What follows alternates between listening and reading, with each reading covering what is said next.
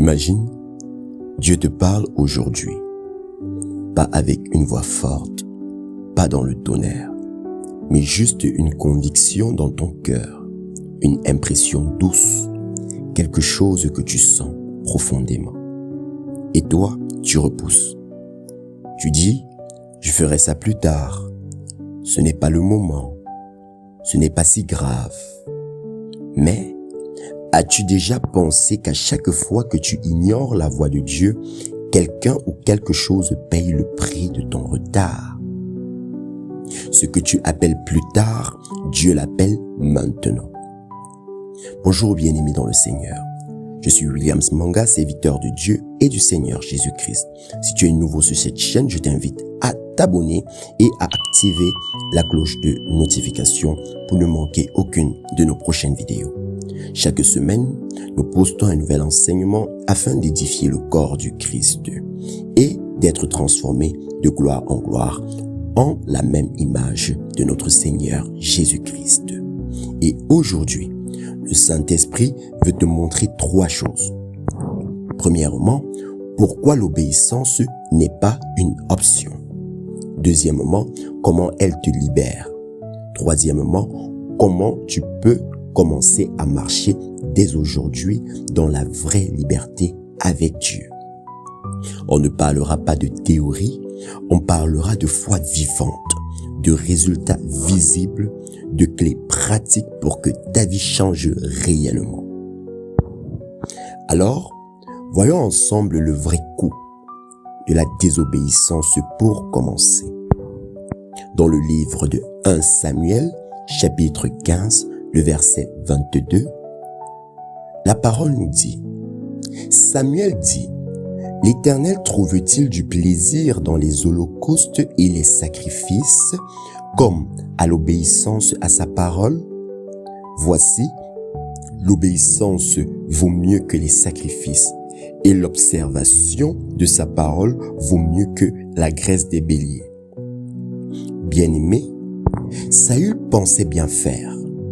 Il a offert des sacrifices à Dieu. Il a prié, chanté, agi, mais il n'a pas fait ce que Dieu lui avait demandé exactement. Et Dieu a dit, je n'ai pas besoin de tes sacrifices, j'ai besoin de ton obéissance. Pour le comprendre, imagine un enfant qui nettoie toute la maison, sauf sa chambre, juste parce qu'il n'a pas envie d'obéir à ce que son père a demandé. Ça a l'air bien, mais ça ne compte pas. Nos efforts ne remplacent jamais notre obéissance. Et la leçon clé à ce niveau est que l'obéissance vaut plus que toutes nos prières, tous nos chants, tous nos sacrifices. De façon concrète, identifie premièrement une instruction précise que Dieu t'a donnée. Ensuite, décide de la faire aujourd'hui, sans excuse, sans retarder. Mais si obéir est si important, pourquoi est-ce qu'on le vit parfois comme une contrainte? C'est parce que on a oublié ce que Dieu cherche avant tout, qui est l'amour. Oui, bien-aimé. Dans Jean, chapitre 14, le verset 23, la parole nous dit, « Si quelqu'un m'aime, il gardera ma parole, et mon Père l'aimera.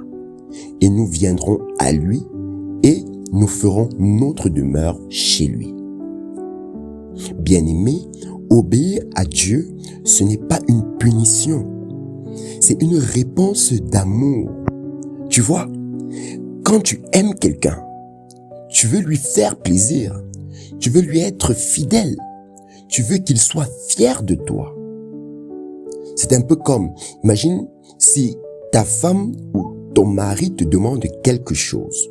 Tu ne le fais pas par peur, mais par amour. C'est exactement ce que Dieu veut.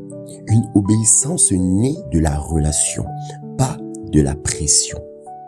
La leçon clé à ce niveau est que l'obéissance montre ton cœur plus que ta discipline. De façon concrète, identifie premièrement une action que Dieu t'a demandée. Ensuite, pose-la par amour, pas par crainte. Et observe enfin la paix et la présence de Dieu pendant que tu obéis. Et quand tu obéis par amour, tu ouvres toi-même la porte à la bénédiction. Oui, bien-aimé, Deutéronome chapitre 28, le verset 1 à 2 nous dit: « Si tu obéis fidèlement à la voix de l'Éternel ton Dieu, en observant et mettant en pratique tous ses commandements, toutes ces bénédictions viendront sur toi et t'atteindront. » Bien-aimé, les bénédictions ne sont pas distribuées au hasard. Elles suivent la direction de l'obéissance. Tu veux que Dieu bénisse ton chemin? Assure-toi simplement d'être sur le bon chemin. Je te prends un exemple. Imagine un automobiliste qui suit fidèlement les panneaux sur la route. Il arrive sain et sauf. Mais s'il ignore les panneaux, le danger le trouvera. La leçon clé à ce niveau est que l'obéissance crée la trajectoire de ta bénédiction. Bien-aimé, je le répète, l'obéissance crée la trajectoire de ta bénédiction.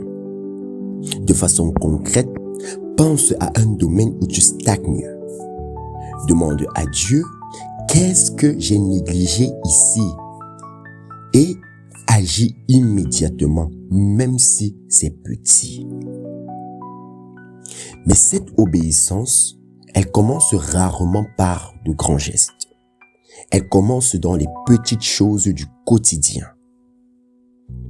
Nous le voyons dans Luc chapitre 16, le verset 10, où la parole nous dit: « Celui qui est fidèle dans les moindres choses l'est aussi dans les grandes. » Ainsi, bien-aimé, Dieu regarde ce que personne ne voit. Il teste notre fidélité en secret avant de nous confier quelque chose en public. Regarde David. Avant de vaincre Goliath, il gardait des moutons. Regarde Naaman. Avant d'être guéri, il a obéi à une instruction simple, celle de se plonger 7 fois dans le Jourdain.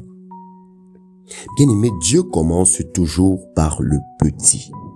Et la leçon clé à ce niveau est que la transformation commence dans les gestes simples, répétés et souvent invisibles. De façon concrète, rends un service sans attendre de reconnaissance. Coupe les conversations qui détruisent et témoigne ta foi par un geste discret. Et maintenant, il est temps de passer de l'écoute à l'action. Dans le livre de Jacques chapitre 1, le verset 22, la parole nous dit: « Mettez en pratique la parole et ne vous bornez pas à l'écouter en vous trompant vous-même. » Bien-aimé, écouter sans agir, c'est comme lire un livre de recettes sans jamais cuisiner. Tu connais la théorie, mais tu ne goûtes jamais le résultat. Et dans le psaume 119, au verset 60, le psalmiste dit: « Je me hâte, je ne tarde pas à observer tes commandements. » La leçon clé à ce niveau est que obéir vite, c'est obéir bien. Plus tu tardes, plus tu laisses la peur et le doute t'envahir.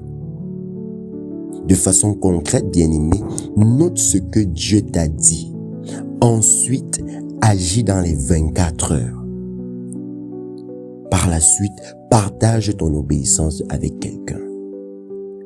Parce que l'obéissance, ce n'est pas juste une réaction, c'est une transformation.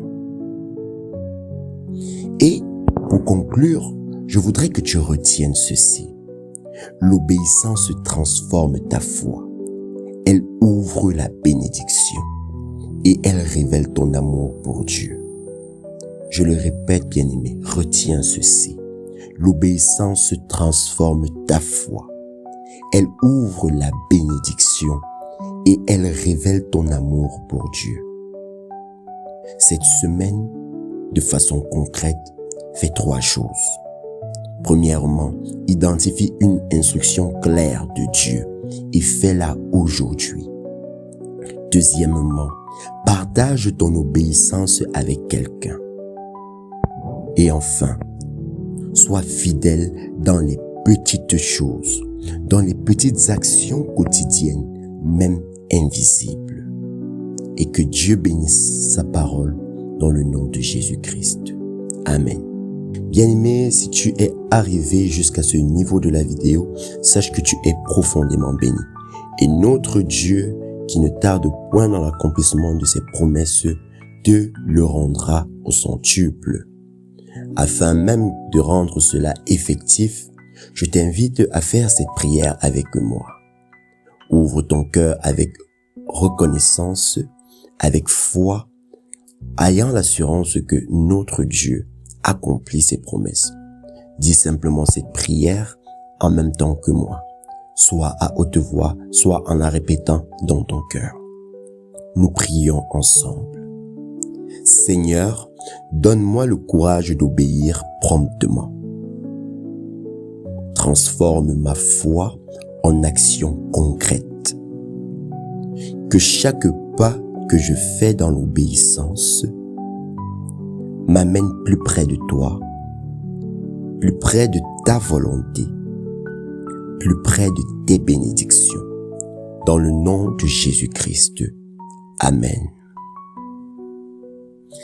Bien-aimé, merci d'avoir pris ce temps de méditation avec nous aujourd'hui. Si ce message t'a béni, je t'invite à t'abonner si ce n'est pas encore fait, à activer ta cloche de notification pour ne manquer aucune de nos prochaines vidéos, mais aussi à mettre un j'aime et à partager ce message avec quelqu'un d'autre afin de bénir davantage le corps du Christ, de sauver même les âmes qui sont encore dans le monde. Mais aussi, bien-aimé, laisse un commentaire afin de nous dire ce qui t'a le plus marqué dans ce message. Et nous nous disons à très vite pour un prochain enseignement par la grâce de Dieu. Amen.